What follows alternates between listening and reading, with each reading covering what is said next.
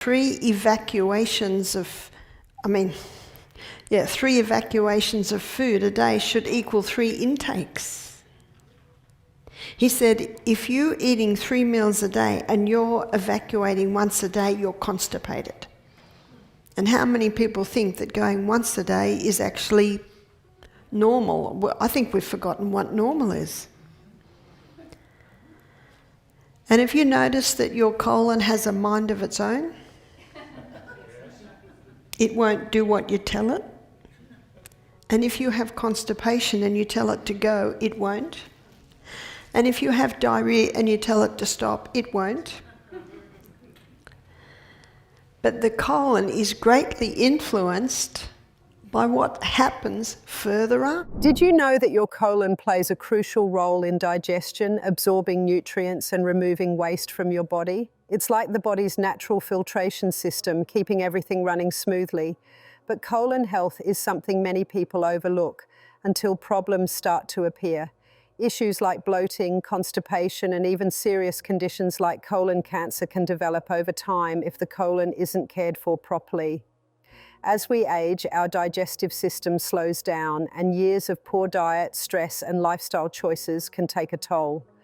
Research shows that a diet high in fiber, regular exercise, and certain lifestyle changes can significantly improve colon function and reduce the risk of disease. So what are the best ways to keep your colon healthy? How do you prevent common digestive issues and support long-term gut health? Stay tuned as we break down the most effective tips to maintain a healthy colon and keep your digestive system in top shape. As a thank you for joining me today, we're giving away 100 free copies of my best-selling book to subscribers. So if you haven't yet, hit subscribe, like this video, and comment why you want to win. Dr. William Beaumont was only 25 at the time, and he was called to an accident in a trading store. A young man who was only 18 at the time, named Alexis St. Martin, had sustained a gunshot wound to the stomach. Dr. Beaumont assessed the young man and said he wouldn't live. But every day when he visited the hospital, Alexis St. Martin was healing. So Alexis St. Martin totally healed. But ever after, he had a little hole in his stomach. It was almost like an orifice, like a mouth, and it had a flap over it. And Dr. William Beaumont saw his opportunity. He would get a silk thread, he'd put a piece of food on it, and he'd put it in the stomach. 2 hours later, he'd pull it out and have a look, put it back in. 2 hours later, he'd have a look. And he meticulously documented his findings. In fact, his findings changed the nutrition world. So in the early 1800s, they thought digestion was more a mechanical process, but he showed it was a chemical process.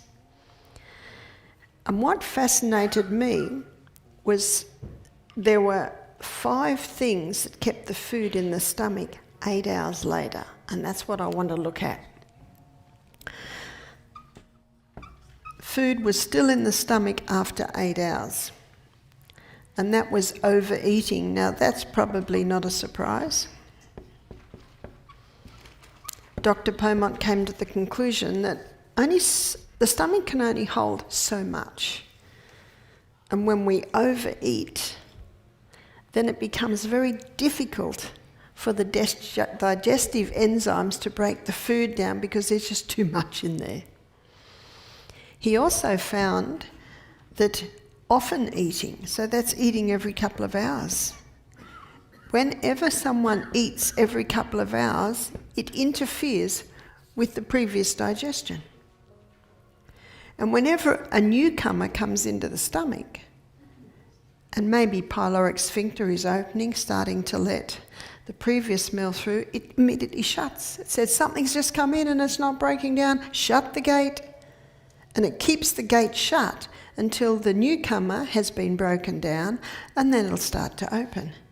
But a couple of hours later, more comes in. Quick, shut the gate. That's why I never gave my children food between meals. I didn't know this at the time. I just didn't want to be in the kitchen all day. I had too much to do. So I fed them well.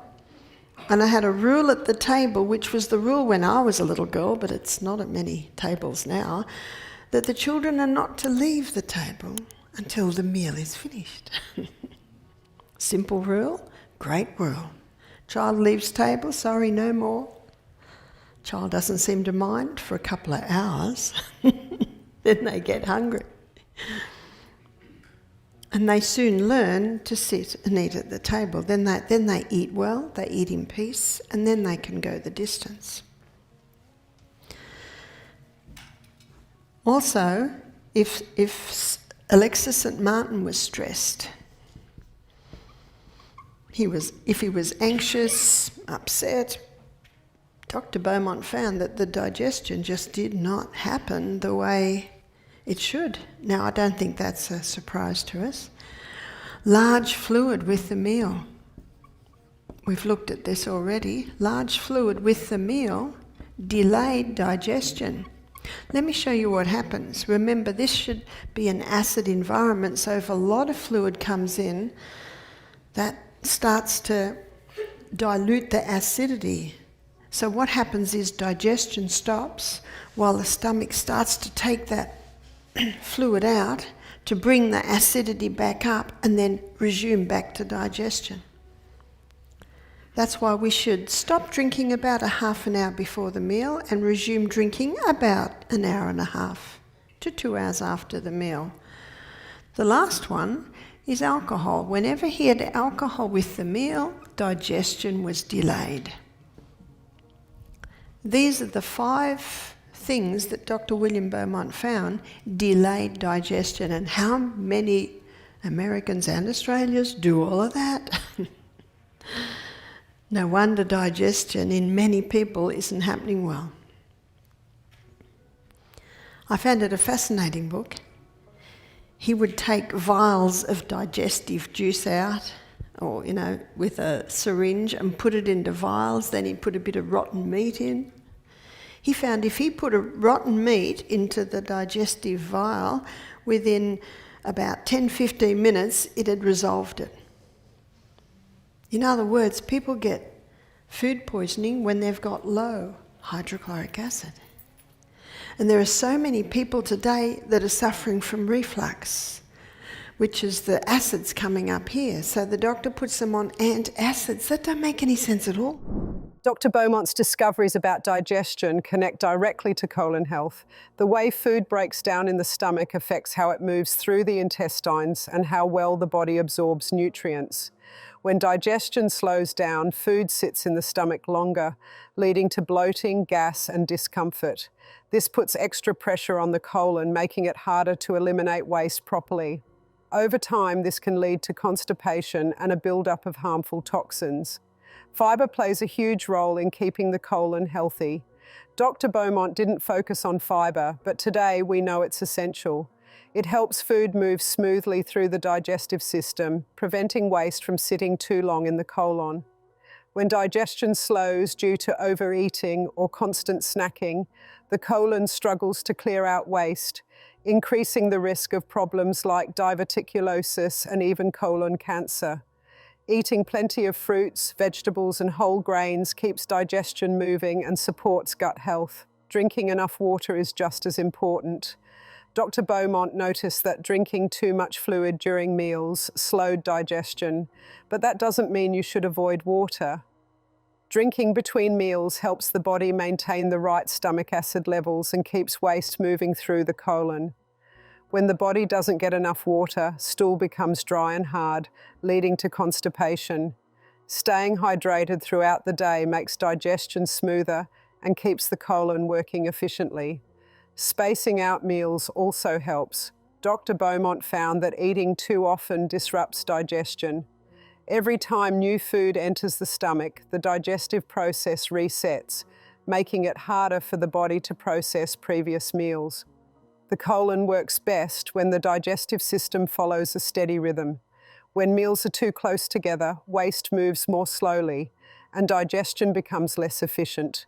Giving the stomach a few hours between meals allows food to break down properly and helps the colon stay regular. Stress has a big impact too. Dr. Beaumont saw that anxiety and worry slowed digestion, and this affects the colon as well. When stress levels rise, digestion can become sluggish, leading to bloating, constipation, or diarrhea. Over time, chronic stress can weaken the gut lining, making the colon more sensitive and prone to inflammation. Relaxation techniques like deep breathing, gentle movement, and mindful eating can improve digestion and keep the gut healthy. Alcohol also has a strong effect on digestion. Dr. Beaumont noticed that alcohol slowed the process, and modern research shows it can irritate the gut lining and upset the balance of bacteria in the intestines. This can lead to digestive issues, inflammation, and discomfort. Cutting back on alcohol or avoiding it completely helps the digestive system work more efficiently. We're so very glad that in the anatomy of the colon, God put a muscle, and this muscle holds up that last part of the colon. It's called puborectalis, and we're very glad for that muscle. But unfortunately, many people use that muscle because they're busy on the phone and they need to go, but they want to finish the phone call, or they're watching a movie and they don't want to stop watching the movie, or they're reading a book and they want to keep reading and get to the last bit. Or they're not crises. But if the body says go, you got to go. And what happens if you feel to go is that this last part of the colon fills up and then you get that pressure to go. But if you don't go, and praise God we have the ability to stop, then what is in this part of the colon falls back into that part of the colon. It can't stay there, because if it stays there, it puts a huge amount of pressure to the point where if that continues to stay there, the anal sphincter gets weak, and we don't want accidents, or huge amount of pressure. Something's got to give. Hemorrhoids start. Very, very painful. When I worked in the operating theatre, sometimes I would assist in hemorrhoidectomies, where they would put a suture or stitch line around the base of the hemorrhoid and just cut it off. And I think, oh, how are they going to feel when they wake up? Nothing to how they're going to feel when they do their first bowel movement, which is probably going to be hard because they're on painkillers, which is drying out the colon. Let's just look after our gastrointestinal tract so we never have to get to such a state. And remember, if you don't listen to the first whisper, the body will start screaming at you. And when the body starts screaming at you, that's when it's doing damage. Listen to the body. What also the colon needs, it needs fibre. And the best fibre foods are vegetables. Yes, fruit, but if someone is conquering candida, if someone is diabetic, they need to reduce the fruit somewhat. Fibre gently stimulates peristalsis, and fibre also sweeps out the contents of the colon. Position. What do I mean by position? Let me draw a picture of someone doing their daily evacuation on the throne. Here's the throne. And they are sitting on the throne. When a person's in the sitting position, puborectalis remains tight. It remains up. Now, things can get through, but if they put a little stool before the throne, or if they buy a squatty potty, so that the knees are up in the squatting position, when the knees are up in the squatting position, puborectalis relaxes. And when puborectalis relaxes, the colon opens up and the contents can be passed with the greatest of ease. Also in the squatting position, all the pressure's taken off the anus. So if someone has hemorrhoids, it's very important they go into the squatting position. If you want to prevent hemorrhoids, buy a little stool or buy the squatty potty to go round. When the body is in the proper position for elimination, everything flows much more easily, reducing strain and preventing long-term damage to the colon and rectum. This is why traditional cultures, where squatting is the norm, have far fewer cases of hemorrhoids, constipation, and other digestive issues compared to societies that rely on modern toilets. Another important factor for colon health is hydration. The colon absorbs water, and if the body is dehydrated, it will take as much water as possible from the waste material, leading to dry, hard stools that are difficult to pass. This can contribute to constipation, which then leads to excessive straining, increasing the risk of hemorrhoids and even prolapse of the rectum over time. Drinking plenty of water throughout the day ensures that waste moves smoothly through the digestive tract. In addition to fibre and water, regular movement is essential. A sedentary lifestyle slows down the entire digestive process. People who sit for long hours, whether at work or while watching TV, often struggle with sluggish digestion. Exercise, especially activities like walking, jogging, yoga, and rebounding, helps stimulate peristalsis, the natural contractions of the intestines that push waste through the colon. Even just a few minutes of stretching or light movement after meals can make a significant difference. Another crucial component of colon health is maintaining a balanced gut microbiome. The colon is home to trillions of bacteria that play a key role in breaking down waste, absorbing nutrients, and even producing certain vitamins. Eating a diet rich in fermented foods like sauerkraut, kimchi, and yogurt, along with prebiotic-rich foods like garlic, onions, and bananas, helps nourish beneficial bacteria and keep harmful bacteria in check. Avoiding processed foods, excessive sugar, and artificial additives also supports a healthy gut. These foods can disrupt the balance of gut bacteria and lead to inflammation in the digestive tract. Instead, focusing on whole natural foods provides the colon with the nutrients and fibre it needs to function optimally. By listening to the body's natural signals, staying hydrated, eating fibre-rich foods, moving regularly, managing stress, and supporting gut bacteria, we can maintain a healthy colon and avoid painful conditions like hemorrhoids, constipation, and more serious digestive disorders.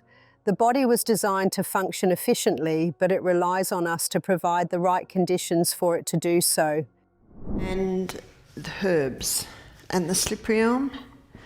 We've talked about slipperyome a couple of times. Slipperyome is the powdered bark of the slipperyome tree, and it coats, soothes, and heals the lining of the gut. You put water with it, it goes thick. If it's too thick to drink, put a bit more water in it. So when we're giving it to someone, they're standing in front of us, and we say, "Are you ready?" Then we pour the hot water in, mix, drink. Because if you mix it and sit it there, it'll go very thick and you'll eat it with a spoon, and you might not mind eating it with a spoon. You just have it the way you can. If someone has diarrhea to the point that they're going 10 times a day, they might take that every half hour. And then as it slows down, then they ease back on the slipperyome. So we had a young man, he was about 40, do our program. He was from Kenya, and he had severe irritable bowel. He'd had it for about 10 years, and when I looked at his diet, yep, here it was. And he was on cortisone. He was on 20 milligrams of cortisone a day, and he was on anti-inflammatories. He's a very quiet man. He was going about 4 or 5 times a day to the toilet, so we gave him slipperyome 4 times a day. 8 o'clock in the morning, midday, 6 o'clock at night, and just before he went to bed. So he came in on Sunday, and the first 2 days are juicing. So we serve fresh vegetable and fruit juices every 2 hours, which I'll show you in the next lecture. So at the end of Monday, I said, how are things? And in the Kenyan culture, you don't talk about these things. But it was important that I know. And he'd just say to me, good. I said, are you still bleeding from the colon? No. Are you still getting cramping? No. And his smile told me. Next day, I asked him again, good. So on Wednesday, when he started to eat, we could tell this man was happy because the smile didn't come off his face. I said, I think you can stop your anti-inflammatories. I said, I have no authority over your medication, but if I were you, because everything's settling down, no more bleeding, no more cramping. And when he started eating on the Wednesday, the stools started to have form. So he stopped his anti-inflammatories. Now, if the response after that was starting to have more diarrhea, we've got a choice. You can go back on anti-inflammatories, or sometimes people go back on half dose, or we can just give more slippery elm, which is what I would have done, but no reaction. Slippery elm is a powerful herb for colon health. It contains a substance called mucilage, which becomes a gel when mixed with water. This gel coats the lining of the digestive tract, creating a soothing barrier that protects against irritation and inflammation. People with conditions like irritable bowel syndrome, IBS, Crohn's disease, and ulcerative colitis often find relief from using slippery elm because it helps reduce discomfort and promotes healing in the gut. This herb also supports regular bowel movements. The mucilage adds bulk to stools and makes them softer, making it easier to pass waste without straining. This can prevent constipation and reduce the risk of hemorrhoids. Slippery elm also feeds beneficial gut bacteria, which are important for digestion and overall health. Psyllium husk is another natural remedy that benefits the colon. It is rich in soluble fiber, which absorbs water and forms a gel-like substance. This helps stools move through the intestines smoothly, preventing both constipation and diarrhea. Regular use of psyllium husk can improve digestion and promote a clean, healthy colon. Marshmallow root works in a similar way to slippery elm. It forms a protective coating over the digestive tract, soothing inflammation and irritation.